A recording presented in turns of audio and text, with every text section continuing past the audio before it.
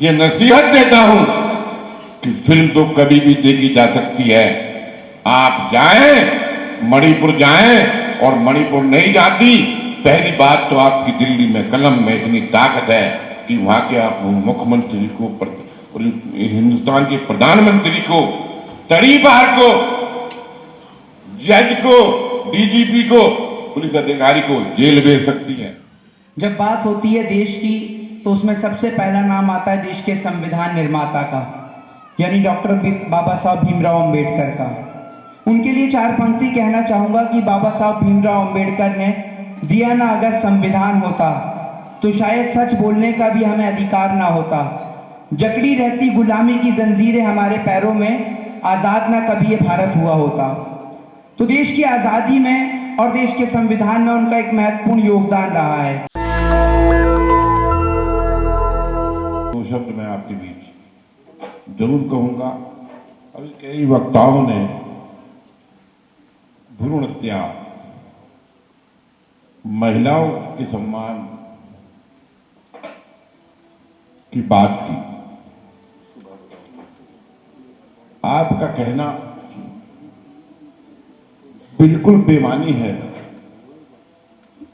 जब तक मणिपुर की लड़कियों को न्याय नहीं मिल जाता, ऐसे देश में ये घटनाएं तो विदेशों में भी नहीं होती, और हमारे इस हिंदुस्तान में हम भारत माता कहते हैं, देवी कहते हैं, और फिर भी इनको नंगा घुमाया जाता है। बड़ी शर्मनाक बात है।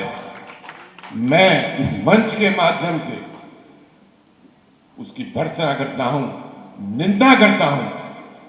दूसरी बात एक और मैं कहने आया हूं, बड़े ही शर्म की बात है, हमारी देश की जो राष्ट्रपति है वो महिला है, उसको मणिपुर, मध्य प्रदेश, उत्तर प्रदेश, राजस्थान, दिल्ली तक की घटनाएं याद नहीं रहती, वहां का गदर याद नहीं रहता। वो कहती है कि मुझे गदर 2 पिक्चर देखनी है, गदर 2 फिल्म देखनी है। मैं आप सबके माध्यम से ये आह्वान करता हूं और ये नसीहत देता हूं कि फिल्म तो कभी भी देखी जा सकती है। आप जाएं, मणिपुर जाएं, और मणिपुर नहीं जाती, पहली बात तो आपकी दिल्ली में कलम में इतनी ताकत है कि वहां के आप मुख्यमंत्री को और हिंदुस्तान के प्रधानमंत्री को, तड़ीपार को, जज को, डीजीपी को, पुलिस अधिकारी को जेल भेज सकती है। और अगर नहीं भेज सकती तो मैं ये आप सबके माध्यम से मांग करता हूं कि वो सड़क पे आए इस जवाब देकर। धन्यवाद। जब बात होती है देश की तो उसमें सबसे पहला नाम आता है देश के संविधान निर्माता का, यानी डॉक्टर बाबा साहब भीमराव अंबेडकर का। उनके लिए चार पंक्ति कहना चाहूंगा कि बाबा साहब भीमराव अंबेडकर ने दिया ना अगर संविधान होता तो शायद सच बोलने का भी हमें अधिकार ना होता। जकड़ी रहती गुलामी की जंजीरें हमारे पैरों में, आजाद ना कभी ये भारत हुआ होता। तो देश की आजादी में और देश के संविधान में उनका एक महत्वपूर्ण योगदान रहा है। 32 से ज्यादा डिग्रियां लेने वाले बाबा साहब भीमराव अंबेडकर, जो इस देश को एक ऐसा संविधान देके गए जिसने इस देश के लोगों को एक समान हक और अधिकार दिया, चाहे वो राइट टू स्पीच का अधिकार हो, राइट टू फ्रीडम का अधिकार हो। अगर आज मैं आपके समक्ष बोल पा रहा हूं तो ये अधिकार, जो मुझे बोलने का जो अधिकार दिया है, ये बाबा साहब भीमराव अंबेडकर ने दिया है।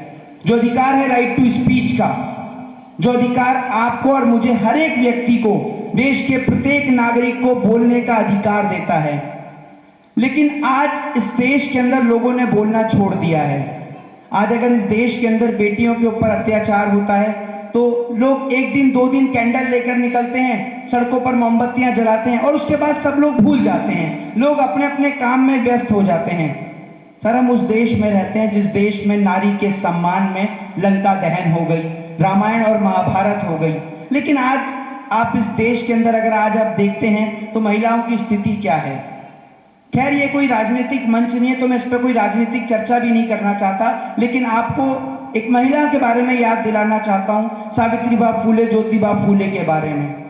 आपको याद होगा वो वक्त, वो दौर जिस दौर के अंदर सती प्रथा के चलते अगर किसी के पति की डेथ हो गई तो उसको उसकी पत्नी को भी साथ में ही जला दिया जाता था।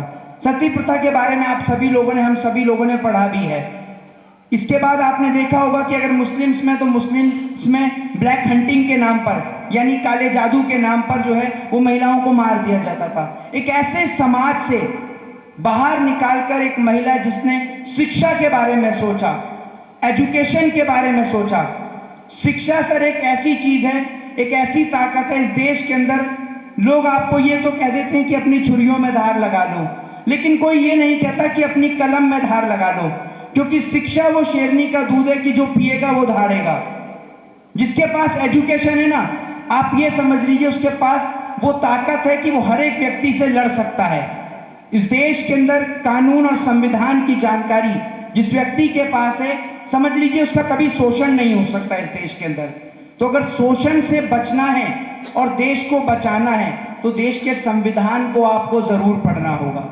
और आपने देखा होगा कि हमारे देश के संविधान निर्माता बाबा साहब भीमराव अंबेडकर, उस दौर में भी जब हम बाबा साहब की बात करते हैं तो जिक्र होता है गौतम बुद्ध का भी। तो मैं आपको बता देता हूँ, एक छोटा सा किस्सा मैंने बुद्ध के बारे में पढ़ा है।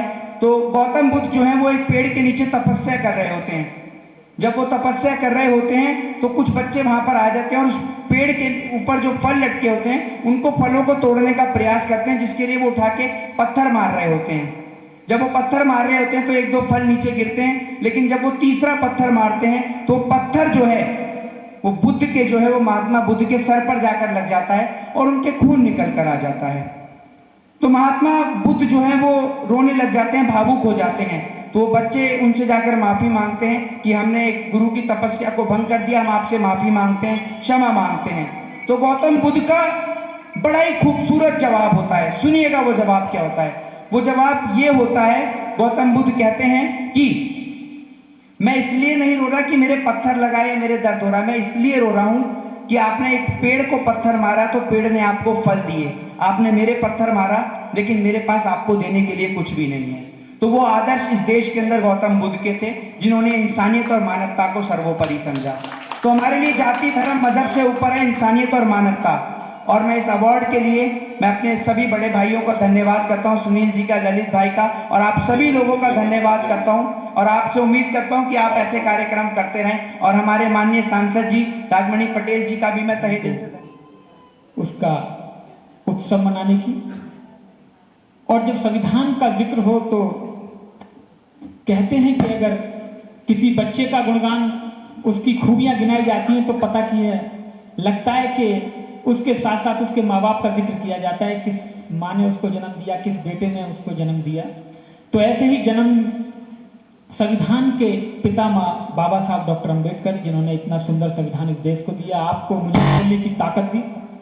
तो ऐसे ही बाबा साहब को नमन करते हुए, ऐसे बाबा साहब जिनके बारे में दुनिया शब्द कहती है, सबसे ज्यादा गीत, कविताएं, बातें, व्याख्यान सबसे ज्यादा दिए जाते हैं, और फिर भी आदमी मंच से उतरकर यही कहता है बस कुछ ही कह पाया, बाकी तो बहुत कुछ रह गया।